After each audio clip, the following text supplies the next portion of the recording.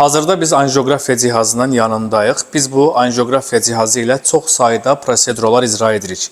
Bu prosedurların hər biri haqqında ayrı-ayrılıqda danışmaq lazımdır. Lakin soruşsaz ki, bu cihazla, anjiyografiya ilə ən çox icra etdiyiniz prosedura hansıdır?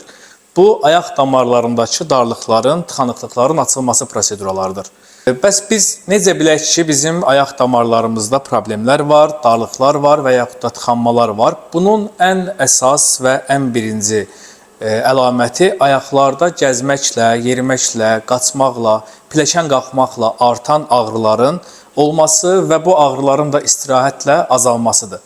Bəs bizim ayaqlarımızda ağrı niyə olur? Çünki biz ayaqlarımızı istifadə edərkən ayaq əzələlərinə müəyyən miqdarda qan, oksigen, qida maddələri gəlməlidir. Əgər bizim damarlarımızda problemlər varsa, darlıqlar, tıxanmalar varsa, ayaq əzələlərinə yetərli miqdarda oksigen və qan gələ bilmir, ayaq əzələlərinin qidalanması pozulur və bu əzələlərdə özünü ağrı olaraq büruzə verir.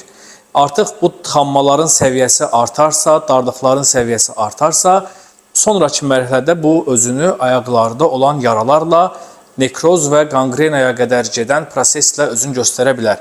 Bunun üçün də əgər sizin də yeriməklə, qaçmaqla, pilləkən qalxmaqla ayaqlarınızda ağrı olursa, bu zaman bir invaziv radioloqa müraciət etməyi və onun da fikrini almağı tövsiyə edirik. Medica Hospital, doğru müalicənin doğru ünvanı.